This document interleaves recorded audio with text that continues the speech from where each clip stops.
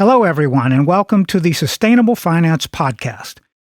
My name is Paul Ellis, and I'm your host for these programs about developments in this fast-growing industry. Grain Ecosystem is a venture-backed business spun out of Schneider Electric for the purpose of generating a high-quality carbon offset supply. The firm aims to support project developers in sequestering as much carbon as possible, which means bringing together the funding and stakeholders needed to drive projects forward with a focus on biochar. Today, I'm excited to have Jason Dodier, co-founder of Grain Ecosystem, and Brando Crespi, co-founder at Global Biochar, join me to discuss the crucial role that financing plays in scaling up carbon projects and the attention that biochar has gained as a potential carbon removal technology. But first, I want to say a few words about our sponsor. If you're tuning into this podcast, you already understand the crucial role finance plays in the transition to a sustainable future. With the right individuals leading the way in top companies, sustainability becomes more than just a buzzword. That's why we're excited to have Acre as our sponsor. As a world-leading sustainability search and recruitment company, Acre enables organizations to create real change by embedding and developing purpose-driven people in their teams. Visit the Acre website to learn more about their latest opportunities, or to get in touch with building your perfect team. Hello, Jason and Brando, and welcome to the Sustainable Finance Podcast. Thank you, Paul. Good to see you, Paul. Yes, we're very glad to be doing this program today because there's a lot of people that want to learn more about biochar, as it turns out there. So, first of all, can you explain the concept of carbon dioxide removal and its significance in achieving global climate goals? Well, Paul, I'll kick it off and then I'll hand it to Brando because I'm sure he's going to be able to go a little bit deeper on some of the elements here. But I want to say, in terms of being purpose-driven, our lives are a message to the world, and what we're trying to do is drive inspiration. And if you remember my Wall Street Green Summit presentation, we looked at estimates from the IPCC that reported between 5 to 16 gigatons per year of carbon dioxide removal would be needed to address the emissions concerns that we see in front of us today. At a high level, carbon dioxide removal is really referring to the process of actively removing carbon dioxide from the atmosphere and storing it for long periods of time. So it's a critical component, obviously, to achieving global climate goals because it certainly helps reduce concentration of CO2 in the atmosphere, and thereby it mitigates the effects of climate change. And when you think about the different types, you've got nature-based solutions, peatlands, mangroves, REDD+ projects, afforestation, reforestation, revegetation, anything to do with soil carbon sequestration, certainly biochar, which Brando is going to go a little bit more in detail, is at the forefront of that. And then in addition, you've got technological type solutions. So these are direct air capture solutions, which we hope today they're roughly 500 to 600 per ton of a credit cost is what we're seeing. Climeworks certainly is one of the leading figureheads and companies with their project Orca in Iceland that's out there. Then you also have carbon capture and storage. This is a process. You take a relatively pure stream of carbon dioxide from industrial sources, separate it, treat it, and transport it to a long-term storage location. Last thing I'm just going to say here is one of the reasons myself and Grain is extremely bullish on carbon removals is the concept of true circular economy. This is really, Paul, when you have waste from consumption that becomes an input into new production. So we need to think about it from resource use to waste management and taking a careful approach to the use of these physical materials that limit those waste inputs. And think about it from a perspective of reducing harmful chemicals and fertilizers like glyphosates that are leveraged to kill weeds. And we have these products, corn, wheat, etc., that are out there that are, you can't destroy them by leveraging the glyphosates. And leveraging biochar, you can essentially improve sequestration, reduce the amount of chemicals, and improve the overall capabilities. I mean, the first law of ecology is everything is linked to everything else. Very, very paramount that we think about that when we look at circular economy, we look at carbon removal projects and trying to avoid the concept of tragedy of the commons, where we're waiting for prices to fall down the cost curve and not taking direct accountability for removal of these critical pathogens and other elements. So that's my initial take on removals. And certainly, I'm sure Brando's got some stuff to touch on with a deeper lens on biochar. Yeah, but Brando, before you begin, we just recorded last week some programs on nature-based solutions, and biochar seems to be one of the things that everyone is talking about from that perspective these days. Can you enlighten us a little bit more? Absolutely, Paul. And thank you, Jason, for giving us that high-level picture about carbon sequestration. I mean, as I think we all know, we need to decarbonize our economy. We need to decarbonize our atmosphere. And when you talk biochar, what you're actually talking about is carbon, because biochar is, depending on the quality of it, 80 to 90% carbon. And biochar is the result of putting biomass through a technology called pyrolysis.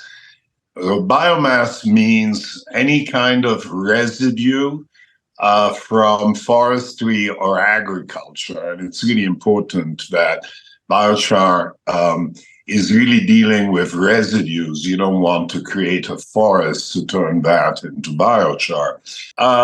Rice husk, sawdust, bagasse from sugarcane.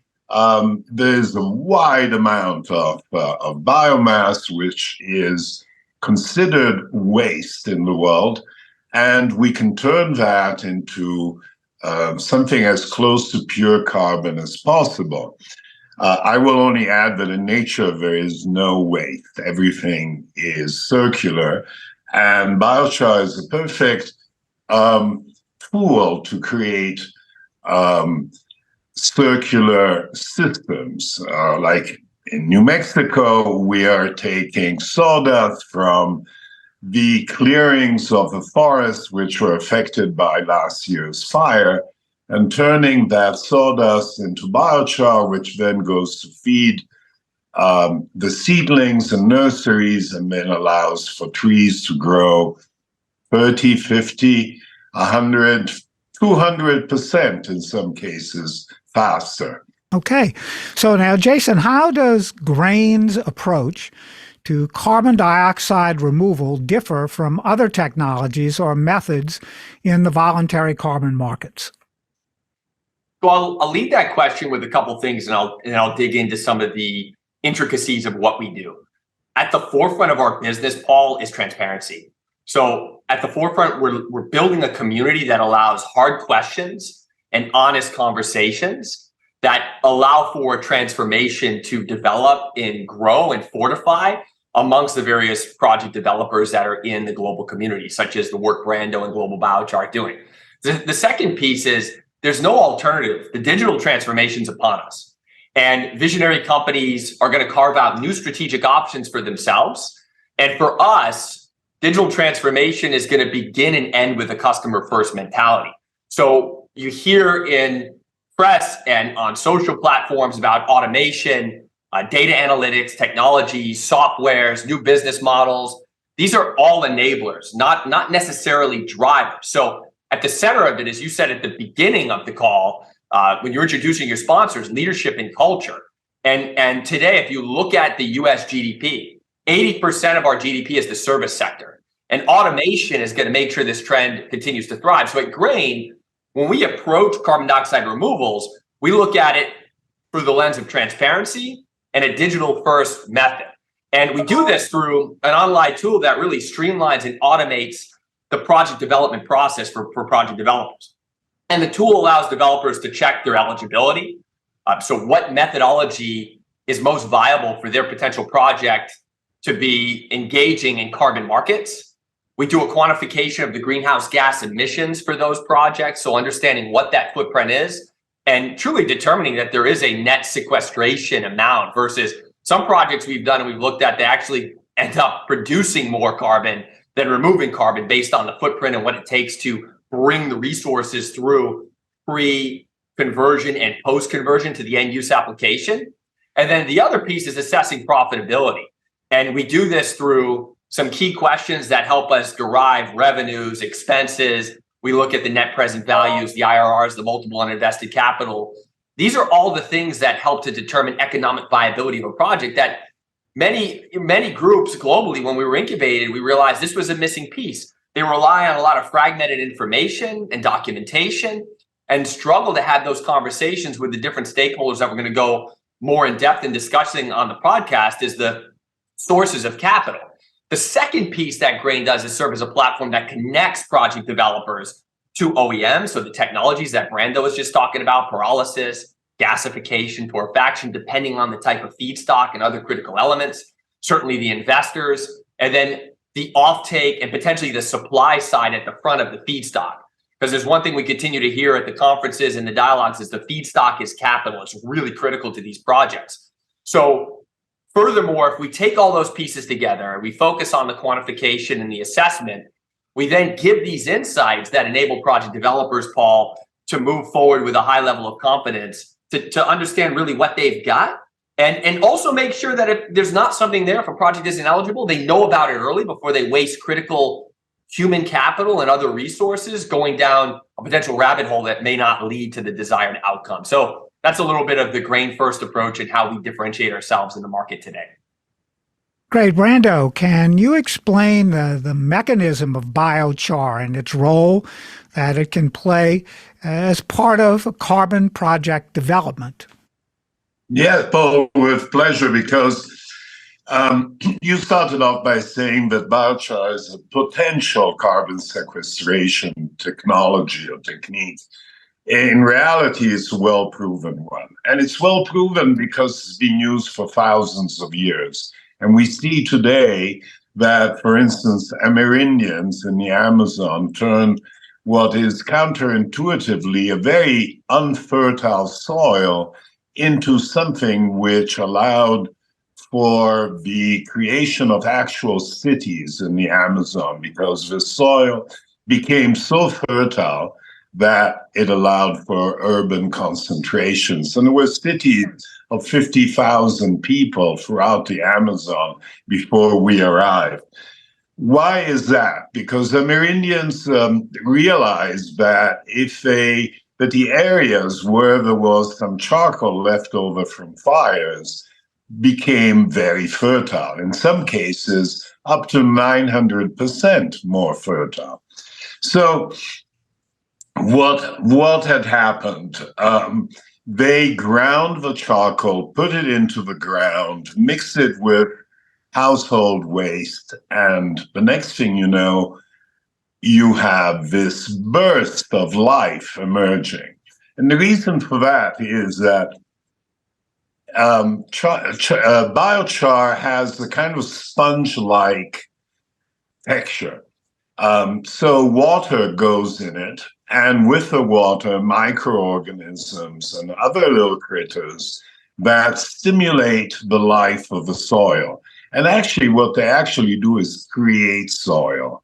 That means that when you put biochar in the ground, you have a number of benefits, like you reduce water, sometimes up to 40, 50%.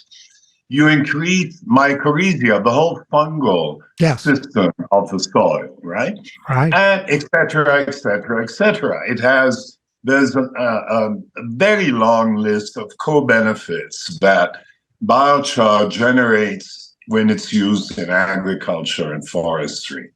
And it's a very straightforward way of sequestering carbon. Biochar is carbon. You put it in the ground. You can't take it out. It's a powder. So it's practically impossible to cheat.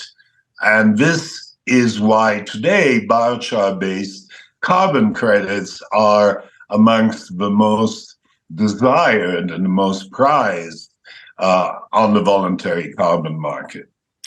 Great. I really appreciate your mention of the fungal components of all of this, because I know that I have some family members who are really engaged in learning about fungal life all over the planet. I guess that's the best way that I can say it, but it certainly seems like it's a critical component of this type of circular economy development. So thanks for those thoughts. And let's now start focusing on the funding mechanisms and the grants and the loans that are available, Jason, for project developers. And how effective are they in driving adoption of these processes and these technologies? And Paul, that's one of the reasons why we're so excited to be on the Sustainable Finance Podcast, because we're hoping that community is listening.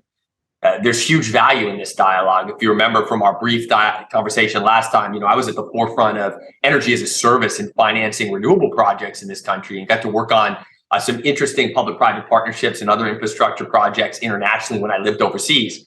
A couple of things to slice up here, because we're going to look at private and public, and I'll give some of my perspective. We all know the gap is trillions of dollars.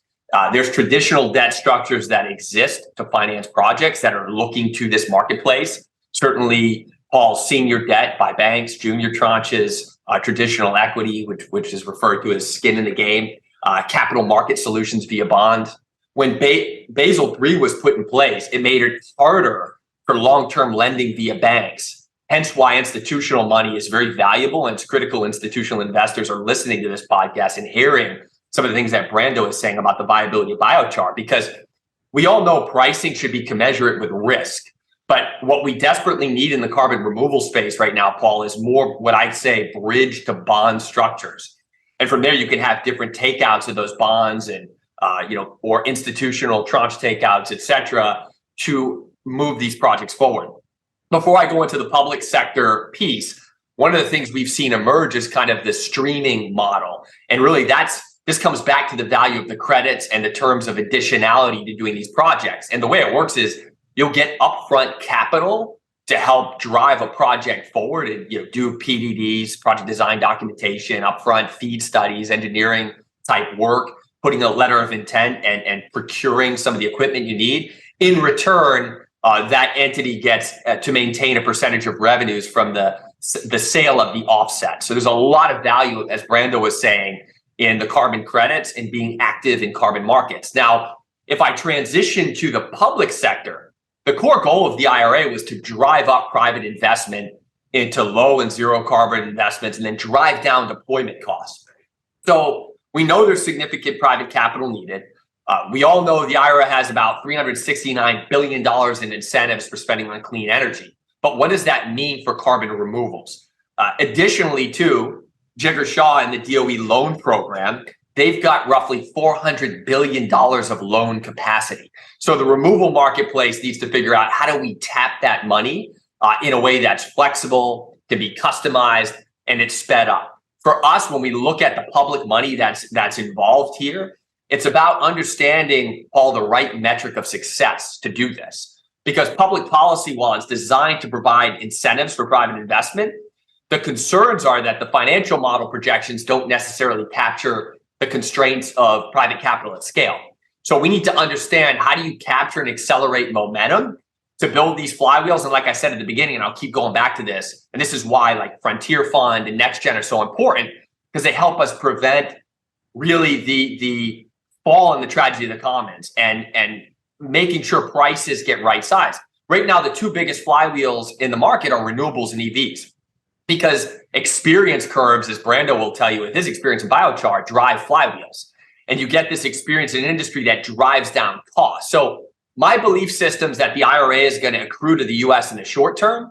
And in the long term, it's going to be beneficial to the entirety of the planet, because it's going to drive activities down the experience curve that will benefit the rest of the world. And I'll just highlight a couple of mechanisms or things that the listener base that may be curious about government grants and private investments and other things might look to see and take advantage of.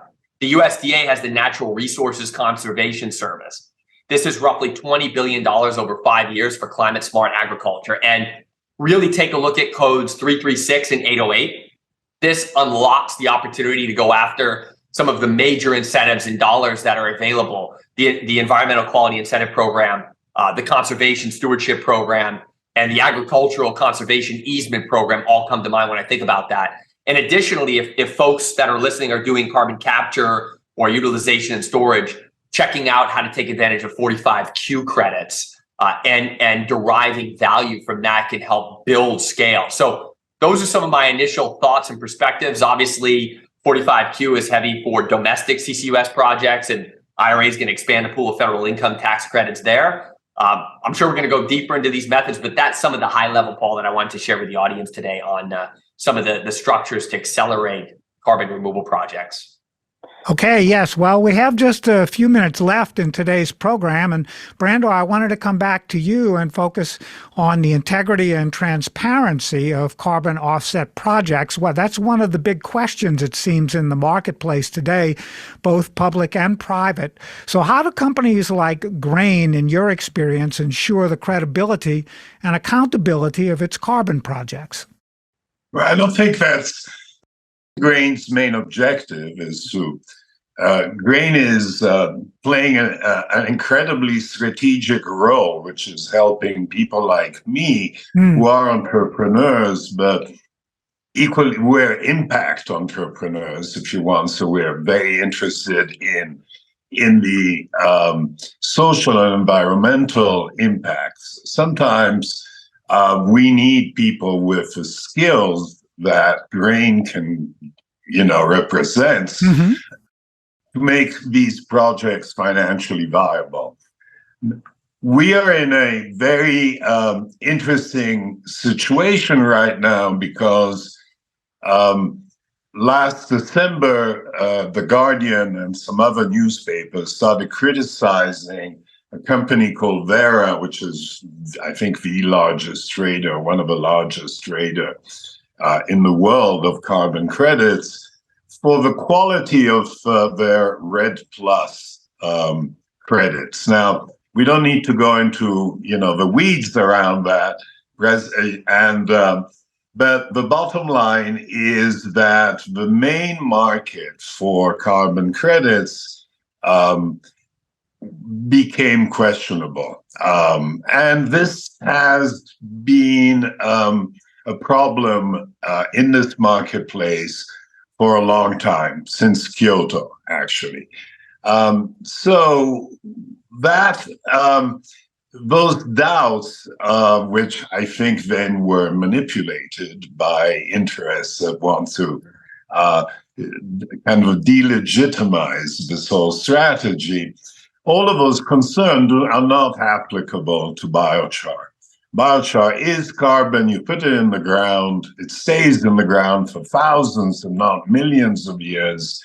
It has all kinds of co-benefits, which eventually will be quantified and become part of the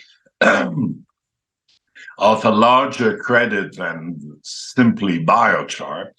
And today, so what you're seeing today is a company like Microsoft, JP Morgan, Spotify, on and on, Chanel, are buying biochar-based credits. And very often, because that they come with a social and environmental story because of their impact on ESGs, and that is part of the attraction, but also because in a way you de-risk those purchases of carbon credits by choosing biochar. Great. Okay, so Jason, back to you for 1 minute here. How can policymakers and governments support the growth of voluntary carbon markets and encourage greater investment in carbon removal technologies? Absolutely. And I'll say also to Brando's point, ICROA standards and ISO 14000, we follow those. Those are critical accreditation programs that are both public and private sectors are looking at. But I'll say this, just to close out, power is going to triple over the next decade from a demand side perspective. This is an era of inevitability. So think about this statistic. The government is responsible for 60% of cement in the US. So we have to leverage government purchasing power to accelerate this transition. It's as simple as that. They've got to put in place and continue to put, with our help, clear and enabling policy frameworks to provide support. And I'll just say in Washington, as we all know, we don't use sticks, we use carrots. So the federal government needs to work with the states that then may be willing to condition markets for what the federal government's going to do to ensure the products, the production, services landed in an ecosystem where they don't become stranded assets. Very important. And I would just encourage the audience, check out cdrlaunchpad.org.